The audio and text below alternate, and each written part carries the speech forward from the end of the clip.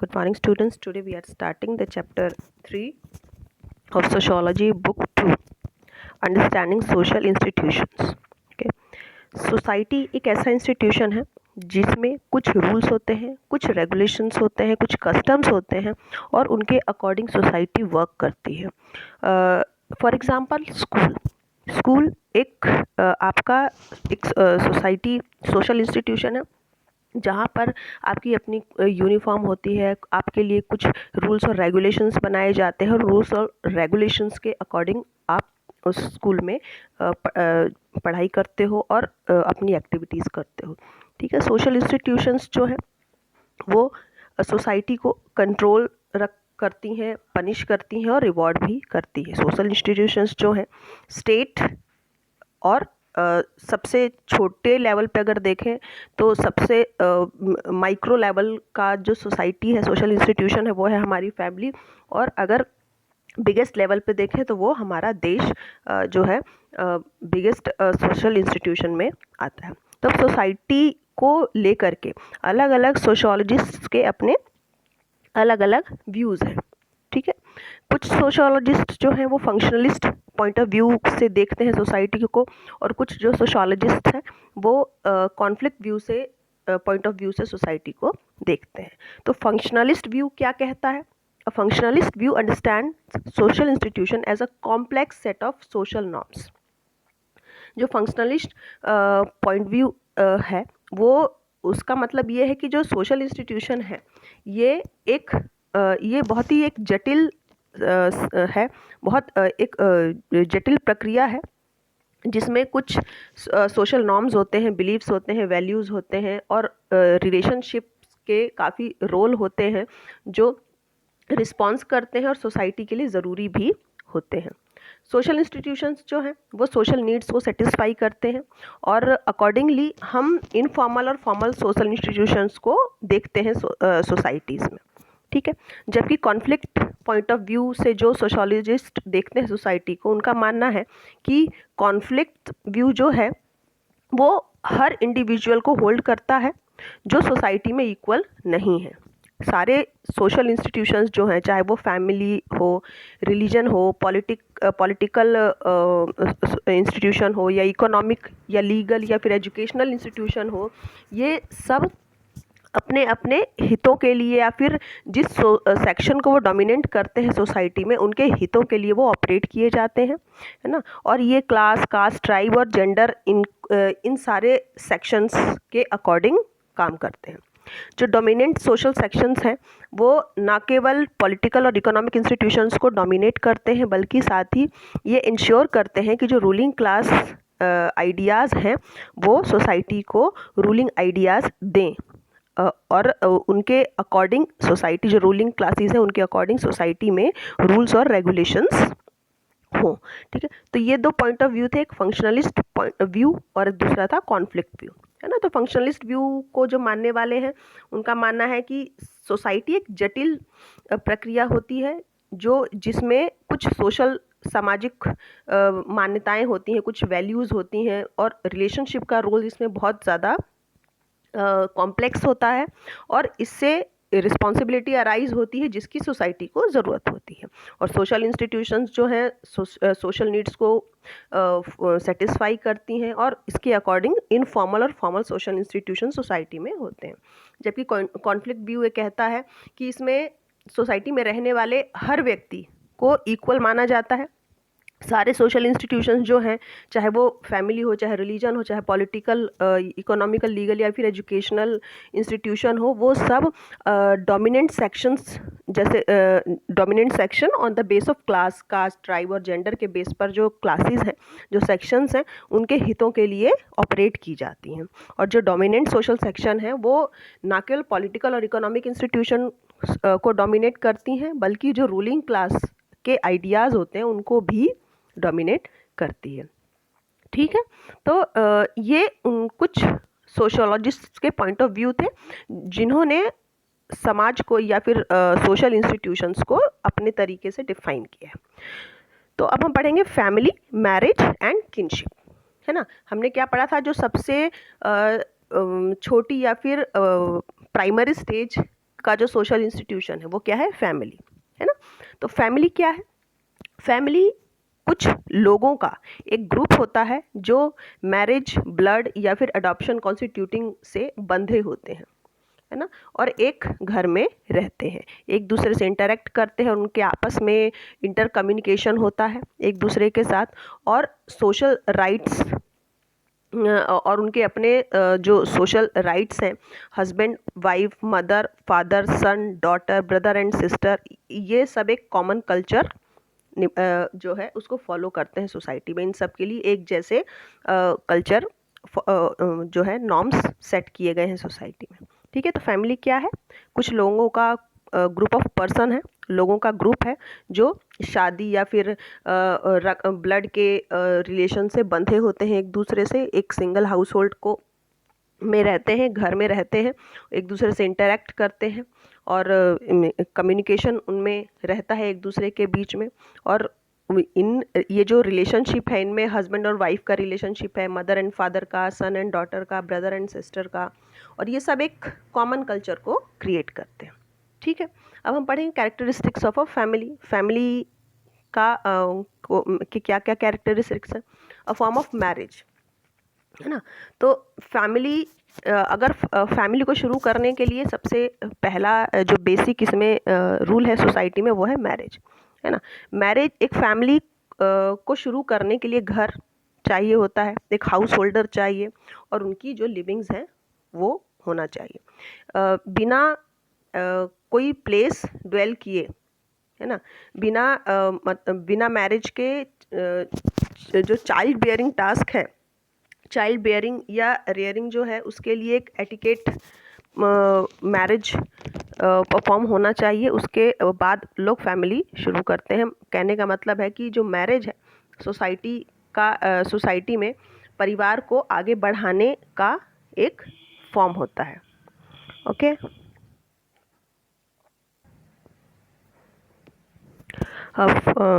Characteristics of family हम पढ़ रहे थे, जिसमें हमने पढ़ा था कि एक फैमिली को बनाने के लिए एक होम, एक हाउस होल्डर और उनकी लिविंग्स ज़रूरी होती है, एक ड्वेलिंग प्लेस होता है, और मैरिज के बाद फैमिली को आगे बढ़ाया जाता है। एक रिलेशनशिप होता है फैमिली में, मैन और वीमेन के बीच में, जो मैरिज के थ्रू एक रिलेशनशिप मेंटेन करते हैं। और हर फैमिली को जो है उसके अपने सिस्टम से जाना जाता है, जो भी उनकी डिसेंट होते हैं उनके अपने सिस्टम होते हैं। डिसेंट में भी record through the male line और थ्रू द फीमेल लाइन। जो वो फैमिली है वो मैन लाइन है या फिर फीमेल लाइन के थ्रू चल रहा है, ये जो है डिसाइड किया जाता है कि वो फैमिली जो है पैट्रियार्चल है या फिर मैट्रियार्चल है, ओके। पैट्रियार्चल फैमिलीज़ कौन सी होती हैं, जिसमें वाइफ, यूजुअली जो वाइफ है वो जाती है हस्बैंड के घर में और उसकी फैमिली के साथ रहती है, वो पैट्रियार्चल सिस्टम होता है। जबकि मैट्रियार्चल सिस्टम जो है हमारी सोसाइटी में अधिकांश नहीं है, है ना। मैट्रियार्चल सिस्टम क्या है, हस्बैंड वाइफ के घर जा कर के रहता है, दैट इज़ ये सिस्टम हमारी सोसाइटी में अवेल नहीं है, ओके। एंड और इकोनॉमिक प्रोविज़न जो है सोसाइटी फैमिली का, उसमें इकोनॉमिक नीड्स को फुलफ़िल करने के लिए इकोनॉमिक प्रोविजंस ज़रूरी होते हैं। हर फैमिली में जो फैमिली का हेड होता है वो सर्टेन प्रोफेशंस कैरी करता है और अपनी फैमिली को मेंटेन करने के लिए अर्निंग करता है। तो ये जो फैमिली के कुछ रूल्स होते हैं, हमारी सोसाइटी में उस तरीके से फैमिली को चलाया जाता है। ये फैमिली जो है ये सबसे छोटी इकाई होती है समाज की, और यही और जो सबसे बड़ी इकाई है समाज की वो देश होता है, ओके। नेक्स्ट है फंक्शन ऑफ फैमिली। फैमिली के क्या क्या फंक्शंस होते हैं, एसेंशियल फंक्शन और non essential function. Essential function क्या है, वो फंक्शन जो बहुत ज़रूरी होते हैं, जैसे प्रोडक्शन करना मतलब अपनी फैमिली के लिए इकोनॉमिक एक्टिविटीज़ करना और चिल्ड्रन की अपब्रिंगिंग करना, और उस प्रोविज़न ऑफ अ होम और एक पावरफुल इंसेंटिव के लिए एक घर की ज़रूरत होती है, मैन और वीमेन दोनों के मैरिज के लिए। नॉन एसेंशियल फैमिली में जो है, फैमिली एक इकोनॉमिक यूनिट की तरह सर्व करती है। जो फैमिली है वो इकोनॉमिक सिक्योरिटी देती है अपने मेंबर्स को, और जो प्राइमरी नीड्स हैं उनको लुक आफ्टर करती है, जैसे कि फूड सिक्योरिटी, क्लोथिंग, शेल्टर और नर्सिंग फैसिलिटी जो अनफेवरेबल कंडीशन में भी उन्हें प्रोवाइड कराई जाती है। रिलीजन, फैमिली रिलीजियस लर्निंग का एक सेंटर होता है। बच्चा जब पैदा होता है तो पैदा होते साथ ही तो वो स्कूल नहीं जाता है, उसके जब तक वो स्कूल जाता है उसके पहले अपने पेरेंट्स से ही वो सारी अपनी जो एजुकेशन है वो लेता है, और जो रिलीजियस लर्निंग जो है उसे अपनी फैमिली से ही मिलती है, अपने पेरेंट्स से ही मिलती है। रिलीजियस और मोरल ट्रेनिंग जो है चिल्ड्रन की, वो हमेशा उसे घर से ही मिलती है। फिर एजुकेशन है, जो बच्चे हैं वो पहले अपने पेरेंट्स के गाइडेंस में सीखते हैं और फिर उसके बाद वो स्कूल जा कर के सीखते हैं। ठीक है। क्लासिफिकेशन ऑफ फैमिली, फैमिली कितने टाइप्स की होती है हमारे सोसाइटी में? Nuclear family, joint family, extended family, है ना, ये 3 टाइप्स की फैमिली है।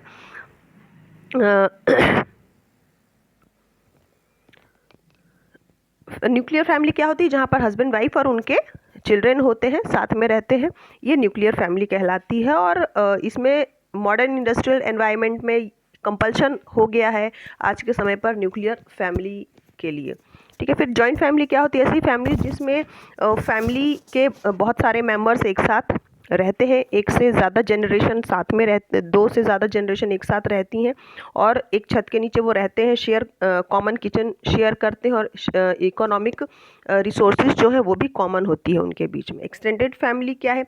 इस टाइप के फैमिली में ये देखा गया है कि जो स्मॉल इंडिपेंडेंट यूनिट्स का स्ट्रक्चर होता है, लेकिन फंक्शनली वो एक बड़ी फैमिली की तरह काम करते हैं। शेयरिंग जो उनकी होती है, एक कॉमन डिसेंडेंट होता है, वो पूरे परिवार के लिए जो है फंक्शन करता है। ठीक है। तो ये 3 टाइप्स की फैमिली है, न्यूक्लियर फैमिली, जॉइंट फैमिली और एक्सटेंडेड फैमिली। फिर रूल ऑफ रेजिडेंस, क्या रूल्स हैं फैमिली में रहने के लिए? जो हमारे जो रेजिडेंस के रूल्स हैं उस रिगार्ड में जो फैमिली है वो मैट्री लोकल होती है या फिर पैट्री लोकल होती है ना। मैट्री लोकल में जो न्यूली मैरिड कपल है वो विमेन के पेरेंट्स के साथ रहते हैं, जबकि जो सेकंड केस है पैट्री लोकल, उसमें जो विमेन है वो मैन के पेरेंट्स के साथ उसके घर में रहती है। इसके पहले मैं आपको बता चुकी हूँ कि हमारी सोसाइटी में 2 तरह की फैमिली होती है, पैट्रियार्चल और मैट्रियार्चल। पैट्रियार्चल जिसमें घर के मेल मेंबर की लीडरशिप होती है, जबकि मैट्रियार्चल टाइप ऑफ फैमिली में जो मदर है या फिर वाइफ है वो उसकी लीडरशिप होती है या फिर वो पूरे फैमिली को टेक केयर करती है। ठीक है। Role of inheritance and lineage, जो इनहेरिटेंस और लाइनेज का रूल है उसके रिगार्ड में जो फैमिली है वो मैट्रिलिनियल या फिर पैट्रिलिनियल होती है। ये मैंने बताया था आपको। मैट्रिलिनियल में जो राइट्स हैं वो मदर से डॉटर को पास होता है, जबकि पैट्रिलिनियल फैमिली में या फिर इस रूल के तहत जो लाइनेज है या इनहेरिटेंस है वो फादर से सन को मिलती है। अथॉरिटी एंड डोमिनेंस, अथॉरिटी और डोमिनेंस के रिगार्ड में अगर हम देखें तो जो फैमिली है वो पैट्रियार्चल और मैट्रियार्चल होती है। पैट्रियार्चल फैमिली स्ट्रक्चर में वहाँ पर एग्जिस्ट होती है जहाँ पर जो मैन है वो अथॉरिटी को एक्सरसाइज करते हैं और डोमिनेट करते हैं पूरी फैमिली को, और मैट्रियार्ची में विमेन जो है मेजर रोल प्ले करती हैं फैमिली के लिए डिसीज़न लेने में। ओके। तो ये जो है फैमिली जो एक सोशल इंस्टीट्यूशन है हमारी सोसाइटी का, इस तरह से उसका कैरेक्टरिस्टिक्स होते हैं। फिर है मैरिज। मैरिज जो है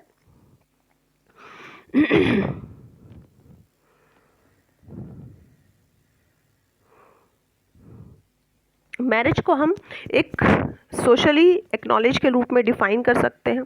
और दो लोगों के बीच में जो संबंध होते हैं, मैन और वीमेन के बीच में जो संबंध होते हैं, एडल्ट इंडिविजुअल्स के जो इंटर रिलेशनशिप होते हैं वो मैरिज से ही बाइंड होते हैं, है ना। जब दो लोग शादी करते हैं या फिर तो वो एक किनशिप में बंध जाते हैं, एक किन हो जाते हैं एक दूसरे के। और मैरिज बॉन्ड जो है वो काफ़ी वाइडर रेंज में लोगों को एक दूसरे से जोड़ते हैं। फॉर्म्स ऑफ मैरिजेस क्या हैं हमारी सोसाइटी में? Monogamy. Monogamy restricts the individual to one spouse at a time. Monogamy का मतलब है कि इसमें एक व्यक्ति जो मैन है एक समय पर एक ही व्यक्ति से शादी करके उसी के साथ उसे रिलेशनशिप रखना होता है। एक से ज़्यादा मैरिजेस अलाउड नहीं है उसके लिए। इस सिस्टम के अंतर्गत जो गिवन टाइम है उसमें जो मैन है उसके पास केवल एक ही वाइफ हो सकती है, या फिर जो वीमेन है उसके पास केवल एक ही हस्बैंड हो सकता है। कई सोसाइटीज़ में इंडिविजुअल्स जो है उनको रीमैरिज का परमिशन होता है, लेकिन कब? जब उसके जो फर्स्ट उसका स्पाउस है या जो पहला पति या पहली पत्नी है, या तो वो उसकी डेथ हो गई हो या फिर उनका डिवोर्स हो गया हो, लेकिन वो एक से ज़्यादा स्पाउस एक टाइम पर सेम टाइम पर नहीं रख सकते हैं। और इस तरह का जो मोनोगैमस मैरिज का टर्म है उसे सीरियल मोनोगैमी का टर्म भी दिया गया है। पॉलीगैमी क्या होता है? पॉलीगैमी में एक से ज़्यादा जो मेट्स होते हैं एक समय पर रहते हैं। पॉलीगैमी जो है एक हस्बैंड दो या दो से ज़्यादा वाइफ्स के साथ रहते हैं, या फिर पॉलीएंड्री मतलब एक वाइफ जो है दो या दो से ज़्यादा हस्बैंड्स के साथ रिलेशनशिप रखती है। यूजुअली जहाँ पर इकोनॉमिक कंडीशन हार्श होती हैं वहाँ पर पॉलीएंड्री जो है सोसाइटी में एक रिस्पॉन्स करता है। हालांकि इस तरह की जो सिचुएशन है सिंगल मेल वो एटिकेटली सपोर्ट नहीं करता है एक वाइफ और एक चिल्ड्रन के लिए। और साथ ही जो एक्सट्रीम पॉवर्टी कंडीशंस है उसमें इस तरह की पॉपुलेशन पर जो प्रेशराइजेशन है उसको देखते हुए जो है मोनोगैमी सिस्टम को ही हमारी सोसाइटी में जो है मान्यता दी जाती है या फिर उसी को कंटिन्यू किया जाता है। तो ये क्या है? Types of marriages. ठीक है। किनशिप क्या है? किनशिप एक बॉन्ड होता है जो दो लोगों के बीच में या फिर जिससे एक फैमिली बंधी होती है, वो क्या कहलाता है? किनशिप। किनशिप के बारे में हम पढ़ते हैं आगे। किनशिप दो इंडिविजुअल्स को कनेक्ट करती है और मैरिजेस के थ्रू या फिर डिसेंडेंट्स का जो सिस्टम है जिसमें ब्लड रिलेशंस होते हैं, जैसे मदर फादर सिबलिंग ऑफस्प्रिंग, इन सब के बीच में जो एक रिलेशनशिप होता है वो किनशिप कहलाती है। जब दो लोग शादी करते हैं तो वो एक किन बन जाते हैं। और मैरिज जो है वो लोगों को वाइडर रेंज में एक दूसरे से जोड़ती है। पेरेंट्स, ब्रदर, सिस्टर और जो दूसरे ब्लड रिलेटिव्स हैं वो पार्टनर मैरिज के बाद एक दूसरे के पार्टनर बनते हैं। One develops two types of kin connection, है ना। दो तरह के किन कनेक्शन जोड़ सकता है एक व्यक्ति, है ना। पहला ब्लड के थ्रू, ब्लड रिलेशन के थ्रू, जिसे कॉन्संगुइनियल किन कहा जाता है, जबकि दूसरा जो है मैरिज के थ्रू किनशिप का रिलेशन जोड़ा जाता है जिसे अफाइन कहा जाता है। फिर है एजुकेशन। दो तरह की एजुकेशन होती है, इनफॉर्मल और फॉर्मल। इनफॉर्मल एजुकेशन क्या है? जो हमें हमारे फैमिली से, फ्रेंड्स से मिलती है। हम जो अपने वैल्यूज़, नॉर्म्स और कस्टम्स सीखते हैं वो हम इनफॉर्मल इंस्टीट्यूशन से सीखते हैं। यूजुअली जो ये ग्रुप्स बहुत छोटे होते हैं और ओरल कम्युनिकेशन इनमें रहता है और ये कभी भी स्टॉप नहीं होते हैं ये इंस्टीट्यूशंस, और एक व्यक्ति से दूसरे व्यक्ति को कंटिन्यू रहता है। और ये जो हैं ऑब्जर्वेशन के थ्रू कन्वे होते हैं, इमिटेशन और इंटरेक्शन के थ्रू कन्वे होते हैं। और साथ ही हमें जो ये इनफॉर्मल इंस्टीट्यूशंस हैं हमें मैनर्स और साथ ही हमारे बिहेवियर को भी टीच करते हैं। सेकंड है formal education. Formal education society क्या होती है?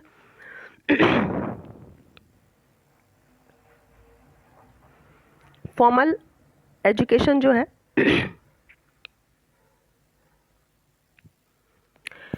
इसमें फॉर्मल एजुकेशन इंस्टीट्यूशंस में कुछ प्रॉपर रूल्स और रेगुलेशंस होते हैं जो फॉर्मल इंस्टीट्यूशन को एक फिक्स्ड करिकुलम में बांधते हैं।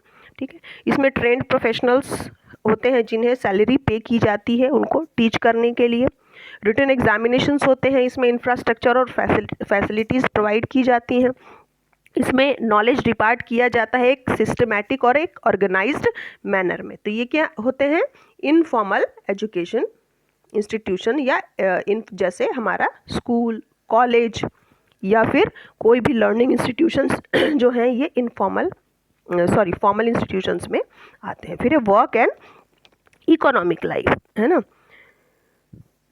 वर्क का मतलब है पेड और अनपेड, है ना। वर्क जो है काम का मतलब क्या है कि जिसके लिए हमें पे किया जाता है या फिर पे नहीं किया जाता है।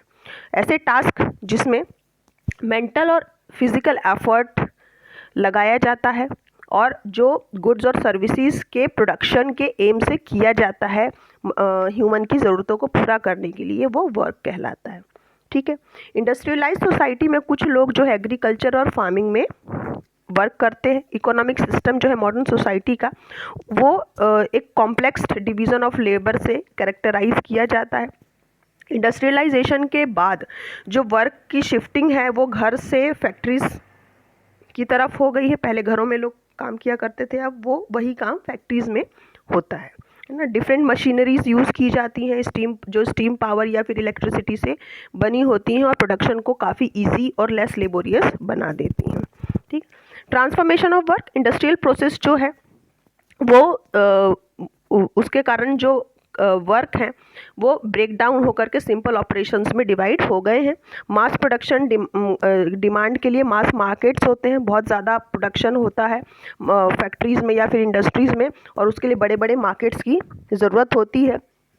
और प्रोडक्शन के थ्रू एक असेंबली लाइन इनोवेट की जाती है। वर्क का डिसेंट्रलाइजेशन होता है इंडस्ट्रीज़ में। डिसेंट्रलाइजेशन मतलब एक ही काम को, एक ही वर्क को कई टुकड़ों में बांट करके उसको इजी बना दिया जाता है। ठीक है, तो ये वर्क और इकोनॉमिक लाइफ है। फिर है पॉलिटिकल इंस्टीट्यूशंस क्या होते हैं। पॉलिटिकल इंस्टीट्यूशन एक ऐसा सिस्टम है जो एक ऑर्गेनाइजेशन जो सिस्टम है जो ऑर्गेनाइजेशन को कंट्रोल करता है through a legal use of force, है ना। कानून और व्यवस्था के तहत एक ऑर्गेनाइजेशन को कंट्रोल करने का सिस्टम पॉलिटिकल इंस्टीट्यूशन कहलाता है। ये सोसाइटी का एक सब सिस्टम होता है। पॉलिटिकल इंस्टीट्यूशंस जो हैं वो सोसाइटी में पावर के डिस्ट्रीब्यूशन से कंसर्न्ड होते हैं। सोसाइटी का जो है लोगों, वहाँ के रहने वाले लोगों पर कंट्रोल होता है। प्रिमिटिव सोसाइटीज़ में जो फैमिली है वो लोगों को कंट्रोल करती है। मॉडर्न सोसाइटी में सोशल कंट्रोल जो है वो लॉज के थ्रू आता है, रिटन और अनरिटन दोनों लॉज इसमें होते हैं। और जो देश है जो एक कंट्री है वो अपने पावर को लेजिटिमेट करती है और उसको पावर को लेजिटिमेट पावर्स के थ्रू एक लॉ पास करती है और उस लॉज के तहत लोगों को कंट्रोल करती है। ठीक है, पॉलिटिकल इंस्टीट्यूशंस जो हैं दो तरीके के फंक्शन होल्ड करते हैं। पहला, ये रूल्स और रेगुलेशंस इम्प्लीमेंट करते हैं कंट्री के लिए, और दूसरा वो लोग जो लॉ ब्रेक करते हैं उनको पनिश करती है। ठीक है, फिर है पावर एंड अथॉरिटी। पावर और अथॉरिटी क्या होती है।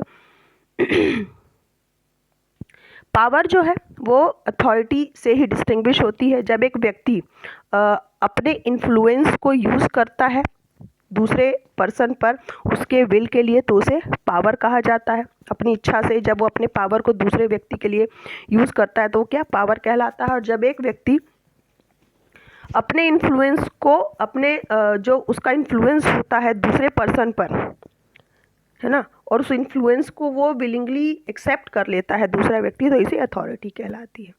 ये वॉलंटरली एक्सेप्ट किया जाता है। जो पावर और अथॉरिटी है इसे व्यक्ति अपनी इच्छा से एक्सेप्ट करता है और अपनी मर्जी से वो अपने हिसाब से उसको सेट करता है। Concept of state. स्टेट क्या है। स्टेट जो है मोस्ट फंडामेंटल इंस्टीट्यूशन है एक पॉलिटिकल सिस्टम का। ये पर्सन्स की एक कम्युनिटी है और इसमें परमानेंटली ऑक्यूपाइंग और डेफिनेट पोर्शन होता है टेरिटरीज़ का। इंडिपेंडेंट कंट्रोल होता है, एक्सटर्नल कंट्रोल होता है और साथ ही एक ऑर्गेनाइज्ड गवर्नमेंट पजेस्ट होती है स्टेट में, है ना। मॉडर्न स्टेट जो हैं वो नेशन स्टेट्स बन गए हैं और इसमें सिटीज़न की मेजॉरिटी होती है जो खुद को एक पर्टिकुलर नेशन का हिस्सा मानते हैं, ठीक है।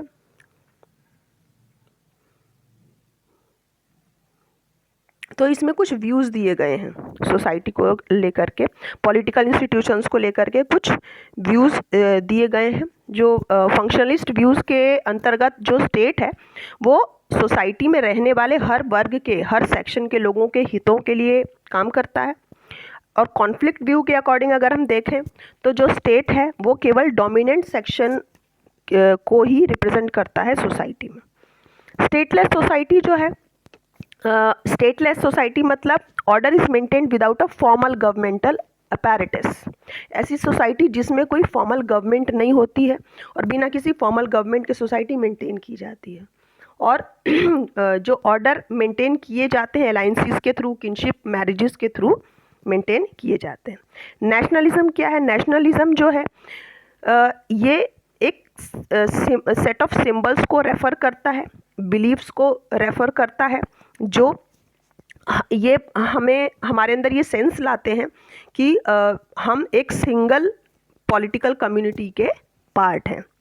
नेशनलिज्म जो है वो मॉडर्न स्टेट के डेवलपमेंट से इमर्ज होते हैं।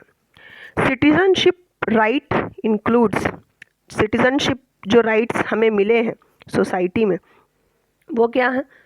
सिविल राइट्स, सिविल राइट्स में freedom of speech and religion, freedom of religion आता है। पॉलिटिकल राइट्स में right to participate in election और सोशल राइट्स में right to be healthy, right to B gate health benefits and social and welfare rights, ठीक है। तो ये क्या थे? पॉलिटिकल इंस्टीट्यूशंस थे। पॉलिटिकल इंस्टीट्यूशंस जो कुछ बेसिक रूल्स और नॉर्म्स के बेस पर चलते हैं और एक फॉर्मल गवर्नमेंट होती है जो सोसाइटी को या फिर नेशन को चलाती है। फिर है रिलीजन। सोशोलॉजिक स्टडी जो है रिलीजन की वो अलग है थियोलॉजिकल स्टडी से, है ना। रिलीजन के ऊपर एक सोशोलॉजिकल स्टडी और थियोलॉजिकल स्टडी दोनों के की स्टडी में काफ़ी अंतर है, ठीक है। इसमें एम्पिरिकल स्टडीज़ को कंडक्ट किया जाता है। रिलीजन सोसाइटी में कैसे फंक्शन करेगा, उसका क्या काम होगा रिलीजन का सोसाइटी में, और दूसरे इंस्टीट्यूशन से इसका क्या रिलेशन है, और साथ ही इसमें कंपैरेटिव मेथड भी यूज़ किया जाता है। रिलीजन एक ऐसा सिस्टम है, बिलीफ्स का सिस्टम है जिसमें सुपर नेचुरल बीइंग को एग्जिस्ट माना जाता है। ऐसा माना जाता है कोई सुपर नेचुरल पावर है जो रन करती है अर्थ को, ठीक है। जितने भी रिलीजन्स हैं वो कुछ कैरेक्टरिस्टिक्स उस शेयर करती हैं। जैसे हर रिलीजन में कुछ सेट ऑफ सिंबल्स होते हैं, उनमें इन्वोकिंग फीलिंग्स होती है या फिर उनमें रेवरेंसेस होते हैं, रिचुअल और सेरेमनीज होती हैं, एक कम्युनिटी के बिलीवर्स होते हैं, एक समुदाय होता है जो उस समुदाय को मानते हैं। इसमें एमिल डर्किम और मैक्स वेबर ने रिलीजन को लेकर के अपने अपने कुछ व्यूज़ दिए हैं। एमिल डर्किम के अकॉर्डिंग सोशोलॉजिकल थ्योरी इन्होंने जो दी है रिलीजन की, उनकी सोशोलॉजिकल थ्योरी के तहत सारे जो रिलीजन्स हैं, रिलीजियस बिलीव्स हैं, वो टोटली सोशल होते हैं और जो लोग हैं वो एक स्केयर्ड डिस्टिंक्ट करते हैं एक दूसरे के साथ, एक पवित्रता शेयर करते हैं एक दूसरे के साथ। रिलीजन के अकॉर्डिंग रिलीजन जो है वो सैक्रेड से ही एसोसिएट होता है, पवित्रता से ही एसोसिएट होता है। जितने भी रिलीजियस आइडिया हैं जैसे कि टोटेम, ये सोशल ग्रुप से ही आया है। टोटम जो है, टोटम क्या होता है? एक रिलीजियस ऑब्जेक्ट्स का एक कलेक्शन है जिसमें ग्रुप के लिए सुपर नेचुरल पावर एग्जिस्ट होता है। ये सोशोलॉजिकल थ्योरी थी एमिल डर्किम की। दूसरा है मैक्स वेबर ने जो थ्योरी दी है, एक religious influence on economic development. Max Weber का मानना है कि according the Calvinist Christian had great influence on the emergence and growth of capitalism. जो काल्विनिस्ट क्रिश्चियन थे उनका कैपिटलिज्म की ग्रोथ में, उसकी एमरजेंस में बहुत बड़ा हाथ था या फिर उनका बहुत प्रभाव था। उनका मानना था कि जो पूरा देश है वो ईश्वर की ग्लोरी से ही क्रिएट हुआ है, भगवान ईश्वर की मर्जी से ही क्रिएट हुआ है, और जो भी कुछ अर्थ पर होता है वो उन्हीं की ग्लोरी से होता है, उन्हीं की इच्छा से होता है। और यहाँ तक कि जो वर्ल्डली एक्ट हैं, संसार में जो भी कुछ होता है वो वर्शिप के एक्ट के से ही होता है। जैसे उनकी पूजा की जाती है उसके अकॉर्डिंग ही संसार ये चलता है। उनका मानना है कि हर व्यक्ति जो है या तो वो स्वर्ग में जाता है या फिर नरक में जाता है मरने के बाद, और वो उसके कर्मों पर आधारित होता है। जैसा वो कर्म करता है उसके अनुसार उसे स्वर्ग या नरक मिलता है। और जो मनी जो है वो उसको हमेशा सेक्रेट चीज़ों के लिए यूज़ किया जाना चाहिए, हमेशा पवित्र चीज़ों के लिए पैसे का, रुपयों का यूज़ किया जाना चाहिए। जो कैल्विनिस्ट थे उन्होंने एक स्ट्रिक्ट लाइफ को लीड किया था, कभी भी लग्जरी में वो नहीं रहे, इसीलिए उन्होंने अपनी सारी सेविंग्स को बिजनेस में इन्वेस्ट किया, जो जिसे वो गॉड की ब्लेसिंग मानते थे। जो भी उन्हें कुछ मिलता था, जो भी वो कमाते थे, उसे क्या मानते थे कि ये ईश्वर की देन है, और उसको वो इंडस्ट्रीज़ के लिए और देश की भलाई के लिए लगाते थे। तो इस तरह से माना जाता है कि जो कैपिटलिस्ट का जन्म हुआ या फिर उसका जो इतना इमर्जेंस हुआ वो इन्हीं कैल्विनिस्ट के कारण हुआ था। ठीक, तो ये चैप्टर जो है यहाँ पर कंप्लीट हो जाता है। इस चैप्टर को आप बहुत ही ध्यान से सुनिए, बहुत ईजी चैप्टर है। आप पढ़ेंगे एक बार और ध्यान से सुनेंगे तो फिर आपको समझ में आ जाएगा। Okay, goodbye, take care.